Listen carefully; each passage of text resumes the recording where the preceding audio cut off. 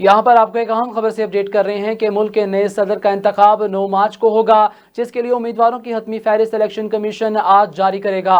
मजीद update करें तो आपको बताएं, नए सदर मुमलिकत का इंतखाब हफ्ता 9 मार्च को होगा, जिसके लिए उम्मीदवारों की हतमी फहरिस्त इलेक्शन कमीशन आज जारी करेगा। उम्मीदवार कल तक अपने कागजात नामजदगी वापस ले सकेंगे।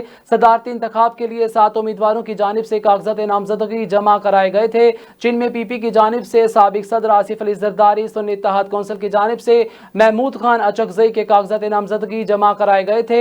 इनके अलावा असगर अली मुबारक, अब्दुल कद्दूस और वहीद अहमद कमाल समेत 5 उम्मीदवारों के आजाद हैसियत में कागजात नामजदगी जमा कराए गए थे। ताहम इलेक्शन कमीशन ने सिर्फ 2 उम्मीदवारों के कागजात नामजदगी मंजूर किए हैं। इलेक्शन कमीशन की जानिब से मंजूर किए गए कागजात नामजदगी के मुताबिक आसिफ अली जरदारी और महमूद खान अचकजई में ओहदा सदारत के लिए मुकाबला होगा।